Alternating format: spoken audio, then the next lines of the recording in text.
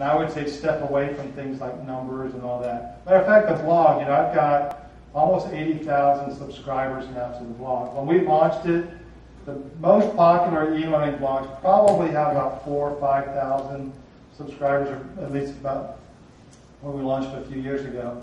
So I was thinking, if we work really hard, maybe we can get 15,000 subscribers, because that'd be like triple what everybody else had, right? We're at 80,000. I didn't even know there's that many people that are interested in e-learning.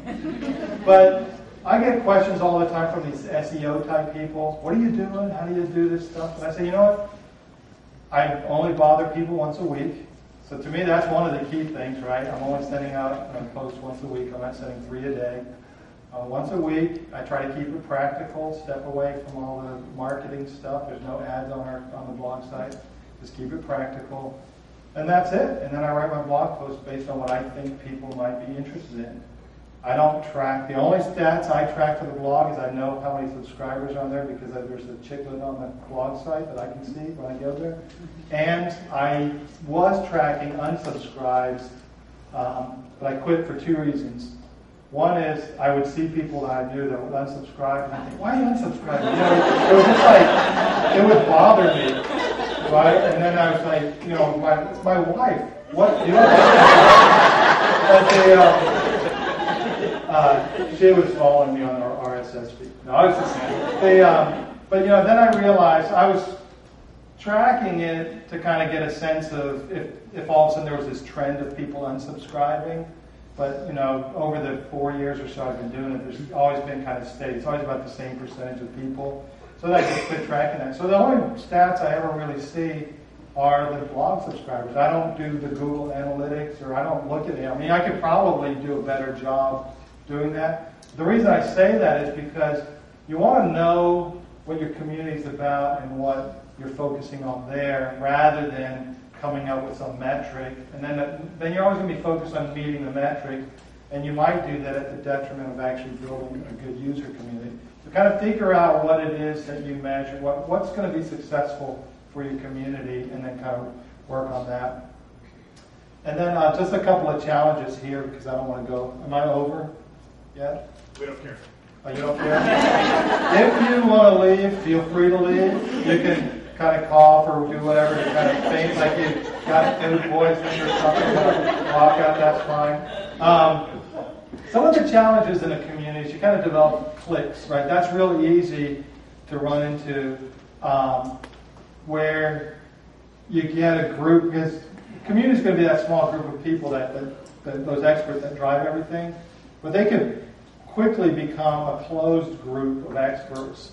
And you find that when you go into communities where you go ask a question, try to find something online.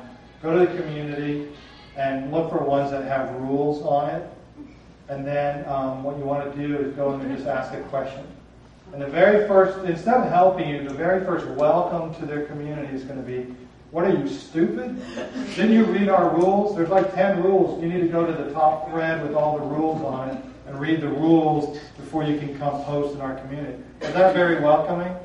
How would your chapter do here if that was did you read? We sent out a PDF. Did you read the PDF before you come in the room?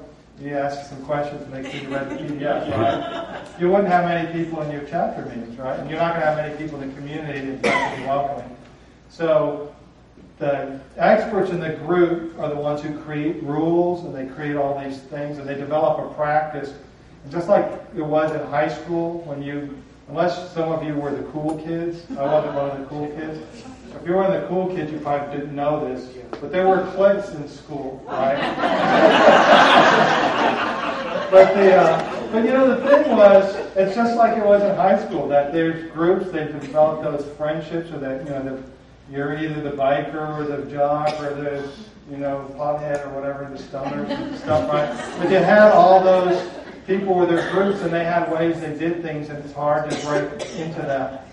You get the same thing in user communities as well, or in a community practice. So it's important when you're managing a community to try to help prevent that. So you've got to find ways to make it open.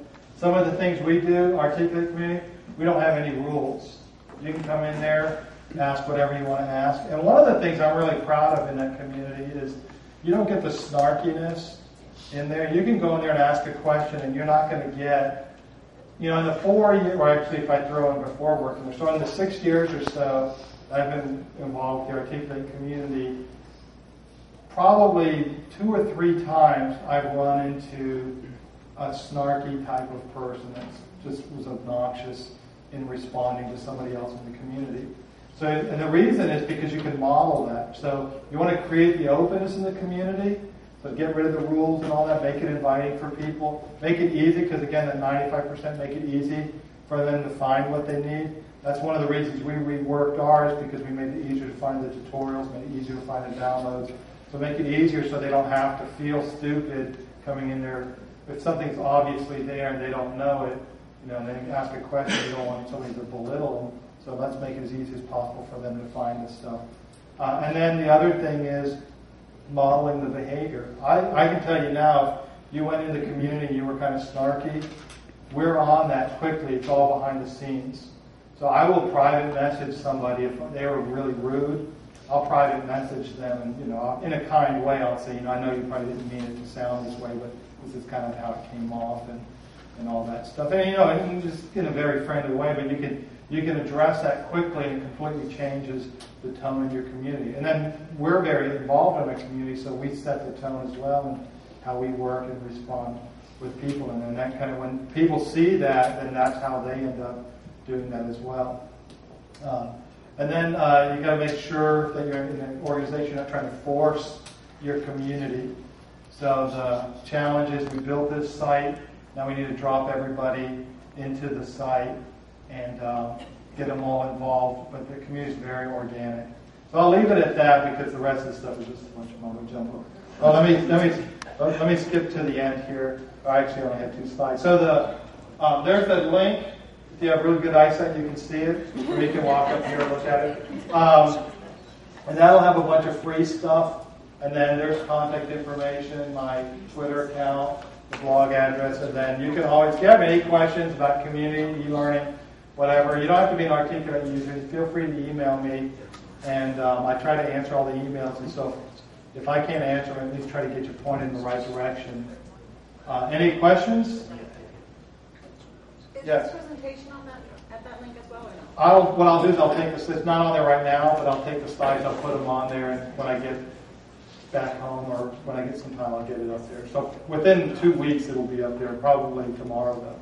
Yes. Yeah, we're creating these communities within groups, and we think they're going to get started. I work for a fairly conservative